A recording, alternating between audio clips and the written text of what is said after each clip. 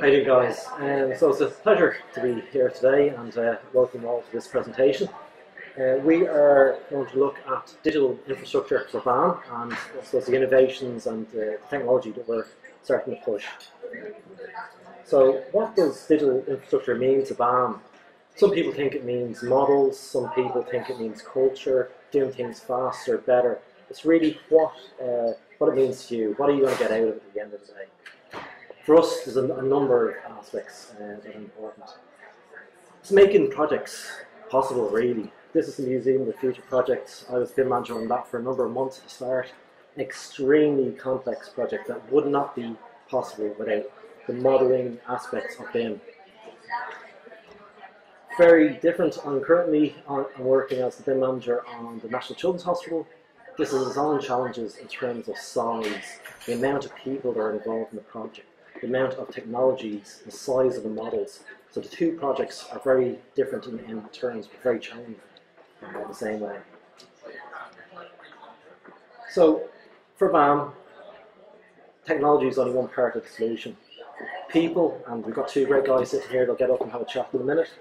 The process has to be defined, and the technology is the final piece of the puzzle. Without all three, we won't succeed. So we have a project team of the guys sitting beside me here, but we also got great guys in head office as well, driving the processes and supporting us in our daily jobs. So if we have a problem, we're very lucky to be able to call on these guys for expert knowledge and support. We've also been backed right up at board level from our CEO and our digital construction director. They're enforcing BAM to deliver projects a better way through digital technologies. To provide this in projects, it's difficult. And we'll be able to refer back to our leads, our heads, for guidance. Two guys that are driving it really help. So what is the problems with I suppose infrastructure? We can buy the technology and we can get the people, but if we have undefined processes, it stops everything from happening. So that's the critical thing, how we go about doing things. People have very different interpretations of how it's going to work. We need to map it out. Every site is different, every contract is different, and every individual has a different opinion on how this process is going to work. So, BAM through our kite mark has put a process in place that helps us deliver projects. And literally last night we came from a BSI kite mark audit. Luckily it's come through again and we continue to drive that process forward. What we recognise across BAM, across all our opcos in every country, is that we do things slightly differently. Some people do it better, some people could improve, but what we're trying to do is bring everyone together under a common platform, a common way of delivering it, to make it better across all projects. That is also tied into our 2020 digital strategy. That started 6 years ago on a journey for 2020. So we're bringing technology, people, and all the levels of BIM together to get to this point. So what we're going to talk about today, very quickly, is laser scanning, the evolution, CDEs, not very cool subjects, but very important, mobile digital, Autodesk BIM 360, training and support, which is critical to deliver on site, and an innovation, digital totem that we've just developed. So Colin is going to stand up and have a chat to you about laser scanning and the evolution. That's great. Thank you, Greg. So yeah, look, I'll keep this fairly short. Well, everyone knows laser scanning here, I presume. So I guess really the evolution part of it is BAM's growth through the laser scanning process. You know, the different methods, I suppose. So we're just going to have a quick look at what we're using, and specifically maybe on the NCH project as well. So obviously, BAM kind of felt the need to progress the laser scanning, and the use of the Leica P40 was an investment from BAM to kind of self-deliver scans on site. So there was a growing need for this. So it was critical for the verification process, volume calculations, etc. Being able to deliver, what you see there is half the site of the NCH being scanned, and this happens every month as well. So the P40 is constantly there to assist with that, giving us our volume calculations and also helping with the verification as well. So that's kind of the standard methods that we're using. We also feel the need then to kind of to engage maybe more with the site teams. So we brought on the BLK 360. We've invested in a few BLKs in BAM to assist, I suppose, with the scanning needs of all of our projects. And I suppose in particular, if we're referencing the New Children's Hospital, which has circa 6,000 rooms. So the likes of the BLK is going to be crucial for capturing the data as we close out rooms. We might not be closing out or capturing 6,000 rooms, but we will get very close to it as much as possible. So it's not possible to do that kind of scanning without these tools. So that's the progression onto that. So again, just the ease, the access to it, allowing the site engineers to actually be able to deliver these scans themselves as well. Take it down at site, click a button on the iPad, get the scan, get the results. Processing time is halved. Verification, ease of bringing in the scans, verifying the data, and obviously assisting with the as-built information as much as possible. And also we can do the deformation kind of analysis as well that we've carried out in several occasions. So then, I suppose, taking it a step further, BAM have kind of invested in drone technologies as well to increase productivity. I noticed that there's a little stall up there for drone careers and an actual demo of the drone that's there as well. So it's become very kind of engaged, or it's become a process that's very familiar now, I think, in the construction industry, and certainly with BAM. We're developing that technology ourselves. So we have regular flight pans and PATs that are across the site on the NCH and across other sites with BAM as well. So it's used mainly for progress photos, but it also can be used for creating contextual 3D models, terrain models that we can now get our volume calculations as well from. So automated flights, 60 to 100 photographs maybe taken in certain locations, generates the terrain models, and then of course you can get your cut field volume calculations from that as well. So if you relay it back to the P40 process, the BLKs slowly progressing, when you're looking at drone surveys, you're more or less halving the time. A flight path or a flight could be about 10-15 minutes to actually map it out, process the photographs, create the 3D model. This is all hours work. Compared to the P40, will probably be a lot longer to kind of generate that information. So, like in BAM, we've kind of engaged a lot of the staff to actually be trained as actual drone pilots as well. So, taking advantage of the courses that are out there as well, and actually purchasing drones for the individual sites as well. So it's become a regular process for BAM really, and it's something that we're progressing a lot more. So I suppose really what I'm trying to get across is that with the right people, if we go back to Gregg's mention about the people and the process, if you have the right people on the project, with some existing technologies that are there, maybe set out and defined correctly, and with a bit of help from the likes of the digital construction teams, you can easily start to kind of capture data in a more structured way. So as you can see there, you've got verification, and you've also got information being extracted live, I suppose, from the site, giving you a kind of a breakdown of an as-built record. and it's live information. It's constantly being fed and updated. So you're getting the best of all of these technologies. And then taking that a step further, you've got the people with the technologies, you've got the drone images, you've got still the standard methods, of course, of doing it, and you can then create as real as possible data that is accessible to everyone, including the clients, can review. I suppose from the comfort of their own office chair, they can pull this up and see what the progress is on site, with a combination of the drone terrain, the VCM of the frame models, and the logistics site plan as well, or site model. So this is something that we're keeping fed, updated constantly on the NCH project as well. So it's a really helpful tool. Yeah, so that's where my little section ends. So I'm going to pass you back to Gregg, who's going to have a little not cool talk about CDEs. Okay, thanks very much, Colin, for that.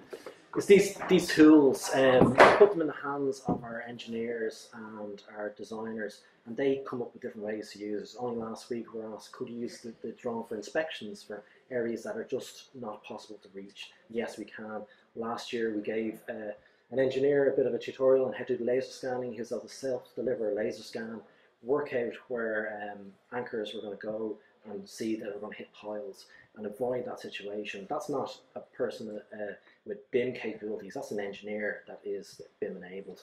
And that's where we want to really go, is to kind of make everyone on the project BIM enabled and think in that way. So unfortunately the CDE, if I was Jeremy Clarkson, this would be going on the not cool wall. It isn't a cool subject, but it's very important. We need to have a single source of information. And even now, there's multiple sources of data within a single project. And that's just the way it is in the life we lead. But we have to try to streamline that as well as possible. We in BAM have structured our CD in line with the roles, keeping your role folder purely for a company. No one can get access to other folders, no one can change information. It's very structured and the access is blocked. So from there, we have workflows, and only information that goes in your folder gets driven into a workflow. The workflows are critical in delivering RFIs or gate stage approval through pass. So as the document passes through, we know who was set, what, when, and we can refer back to this right at the end of the project. So that is critical. Limiting the amount of folders, we see a lot of, because we're a main contractor and we've taken over CDEs from design stage, we see a lot of CDEs that have grown for different reasons, different needs. When we come on, moving from stage 4 to stage 5 Reba, we want to keep this as clean as possible. And it's important to structure it in a limited way, so folders should be avoided. I would like to see in the future a situation that's just a database and you go in and mine the information, a bit like a car auto trader website or something like that. You're just going in to find the information. And we've done the same, so through searching metadata, you can find the information that you want at any time. So the next section here is the second generation BIM 360, and Colin's going to get up and have a chat about that. This is really where we see information going. All information sitting in one database, overlapping. It's important that we don't miss information, and if we currently are using multiple systems, we're still human and we're still transferring information between systems. So the second generation version of BIM 360 should be a big change. Yeah, thanks, Gregg. So as Gregg was saying, I suppose most of the tools that are kind of present at the moment will get criticised really for not being terribly connected. Especially maybe the Autodesk set tools. I know they're making great leaps and bounds to get all of these kind of tools aligned and connected properly, which is where really the industry needs to be heading as well. There's too much kind of a disconnect still. So all of these tools are helping, and BAM as well as invested in Autodesk and with the enterprise. So we have, I suppose, the resources to get these onto our projects as well. So it's it's second generation BIM 360. It takes the existing tool sets really that's there and kind of merges them into one platform. The ability, I suppose, to have the models and issues and markups and checklists, clash analysis from Navisworks all in a kind of a central location. It's very much missing, I suppose, from a lot of the digital tools that are there at the moment. There are several obviously alternatives that can kind of get you to at that certain point, but the Autodesk tools are just I suppose where we're basing our kind of interest in getting them developed. So again, just recapping, I suppose it's down to the whole combination of the access to the issues and checklists, model coordination, the ability to have the drawings in a location, RFIs generated from the drawings or linked to the drawings, markups, tech subs, cache management, and a hosting environment for the models as well. There's not many kind of solutions that will provide all of that kind of central access to the tools or the information or processes that you need. So I guess for BAM, we're in the phase, I suppose, on the hospital as well of getting this implemented in. We have over 100 models. It's a bit of 150 or so models that have to go through an upgrade process to be aligned to these technologies as well. So we will be looking to do that as well.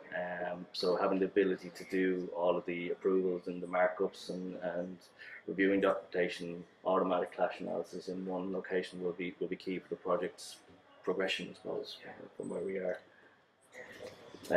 Again, it's just I suppose to get across the point that central access to the information for who needs to access is key for where we're going in the process. The journey, I suppose, the project will take. Mobile digital connecting, I think Andrew's going to have a overview of this. So I think we'll Andrew up.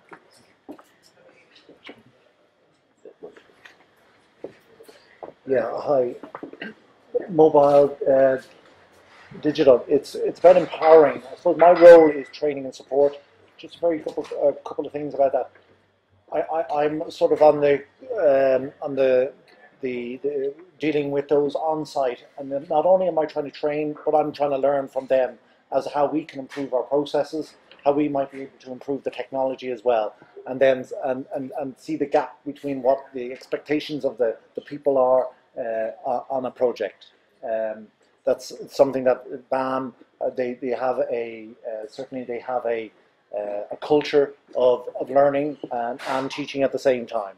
So that would be my role there, and I suppose we would be implementing a lot of these software platforms among the people, and there's plenty of training associated with that. We have, we're always developing our platforms as well, and we've recently moving to Teams as well, where we not only would we be communicating within BAM Ireland, but in terms of BAM Group as well. So as I say, in terms of empowerment, we have 7 products running at the moment. That will increase to 10 in the next year or so.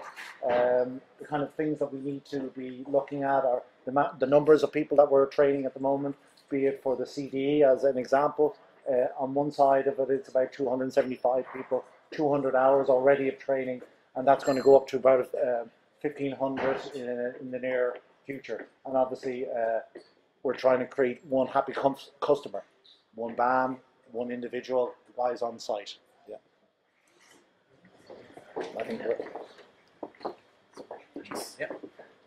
Thank you, Andrew. So, yeah, that's important. The training aspect is key to delivering anything on site. If we have the technology and we have the people and they aren't capable of doing this, it just the process stops. So the final thing is to reach people on site. We're training people, all the management, we're training technical guys, and we're training people, all the subcontractors that are coming in, where we can, using technologies. But one group we forget about generally is the guys on site, the boots on the ground.